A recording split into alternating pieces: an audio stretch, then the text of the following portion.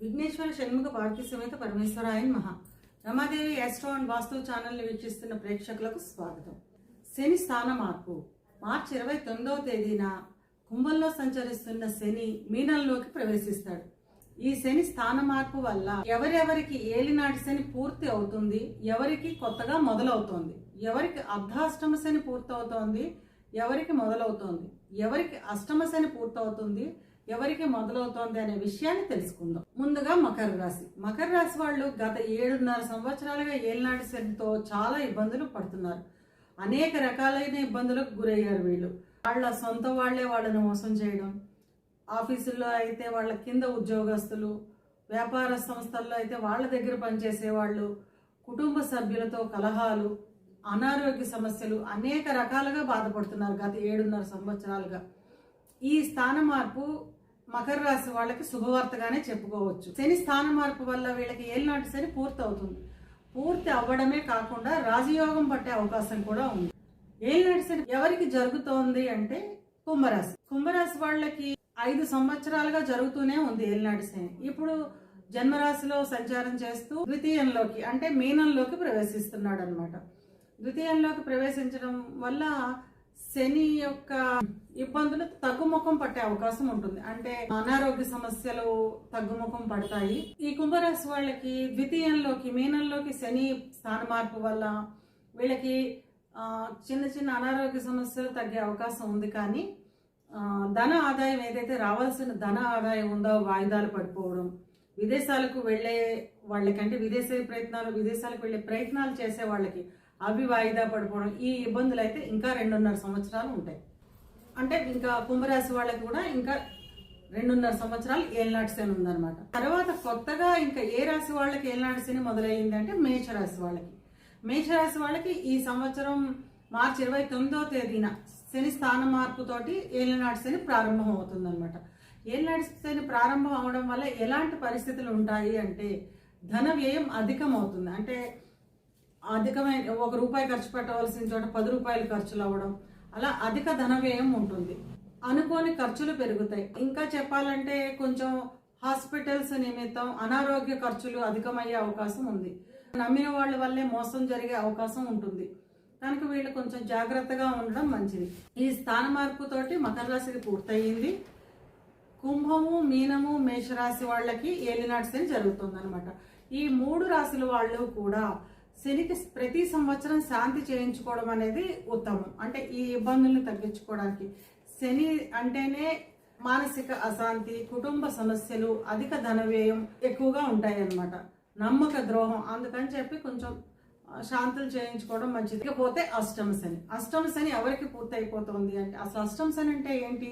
మన జన్మరాశి నుంచి అంటే మన జాతక చక్రం చూసుకుంటే మన చంద్రుడు ఎక్కడ ఉంటాడో, ఇంకా చెప్పాలంటే మన చంద్రరాశి చెప్తాం కదా, మా జన్మరాశి ఇదండి అట్లాగా చెప్పుకుంటాం కదా, అలాగా మన జన్మరాశి నుంచి 8వ ఇంట్లో శని సంచారం చేసే కాలాన్ని అష్టమ శని అంటాం.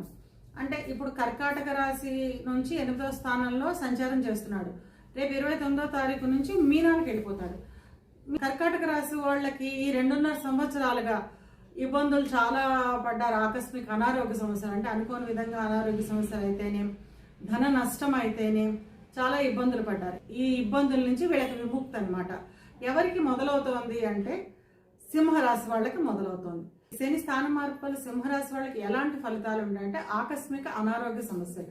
అంటే నేను ఫిట్గానే ఉన్నాను, హెల్దీగానే ఉన్నాను అనుకుంటూ ఉంటాము. సడన్ గా అనారోగ్యం సమస్యలు అంటే పెద్ద పెద్ద అనారోగ్యాలు రావడము, అనుకోని విధంగా ధన వ్యయం, అనారోగ్య నిమిత్తం ధన వ్యయం జరగడము వంటి ఇబ్బందులు ఉంటాయన్నమాట. కనుక ఆరోగ్య విషయంలో కొంచెం ఎక్కువ శ్రద్ధ తీసుకోవాల్సిన అవసరం ఉంటుంది. ఇకపోతే ఆకస్మిక ధన నష్టం అంటే అనుకోని విధంగా ధన నష్టం. మనం ఎవరికో బాగా తెలిసిన వాళ్ళు కదా తిరిగి ఇచ్చేస్తారు అన్నట్టు ఉంటాం, ధనం ఇస్తూ ఉంటాం, అవి తిరిగి రాకపోవడం, మోసం జరగడం, మనకి బాగా తెలిసిన వాళ్ళు అయిన వాళ్ళ వలె ధన నష్టం జరుగుతూ ఉండడం వంటి ఫలితాలు ఉంటాయన్నమాట. ఇకపోతే అర్ధాష్టమ శని. అర్ధాష్టమ శని అంటే మన జన్మరాశి నుంచి 4వ ఇంట్లో శని సంచార కాలం అన్నమాట. ఇది 2.5 సంవత్సరాలు ఉంటుంది. అంటే 2.5 సంవత్సరాలు శని ఆ రాశిలో సంచరించినంత కాలం మనకి అర్ధాష్టమ శని ఉంటుందన్నమాట. ఇప్పటిదాకా వృశ్చికానికి అర్ధాష్టమంలో అంటే వృశ్చికానికి 4వ స్థానంలో కుంభంలో శని సంచారం జరుగుతోంది. మార్చి 29వ తేదీన మీనంలోకి ప్రవేశిస్తాడు. కనుక మీనంలోకి ప్రవేశించగానే వృశ్చిక రాశి వాళ్ళకి అర్ధాష్టమ శని పూర్తవుతుంది. పూర్తయి ధనువు రాశి వాళ్ళకి అర్ధాష్టమ శని మొదలవుతుంది అనమాట.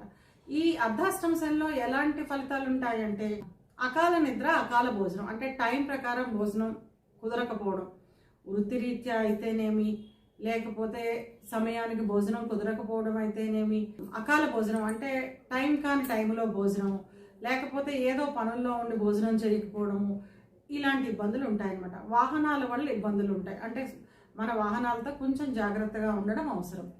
వాహనాలు నడిపేటప్పుడు ప్లస్ ఇంకొకటి ఏంటంటే వేరే వాళ్ళకి మన వాహనాలు ఇవ్వకుండా వేరే వాళ్ళ వాహనాలు మనం తీసుకోకుండా ఉండడం కూడా చాలా అవసరం అన్నమాట.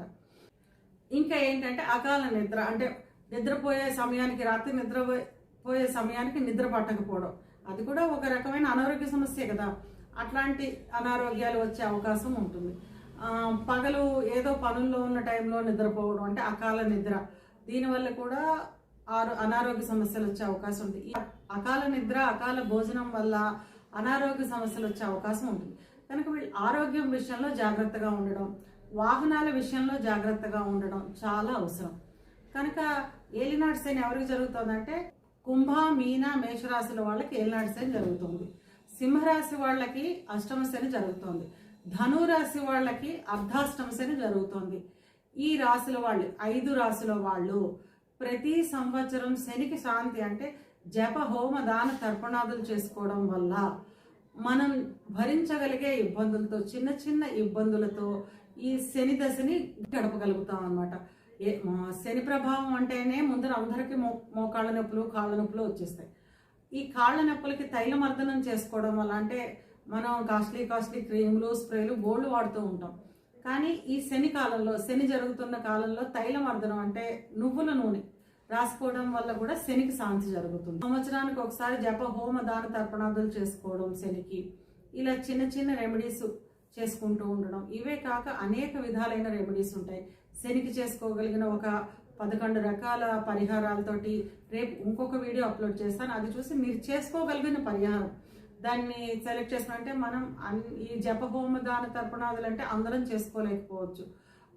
కొంతమంది శారీరకంగా చేసుకోలేరు, కొంతమంది ఏమో ఆర్థికంగా చేసుకోలేరు. కనుక మనం చేసుకోగలిగిన పరిహారాలు ఏవైతే ఉన్నాయో అవి ఎంచుకుని అవి చేసుకోవడం వల్ల ఈ శని కాలాన్ని మనం అనుకూలంగా పూర్తి చేసుకోగలుగుతాం.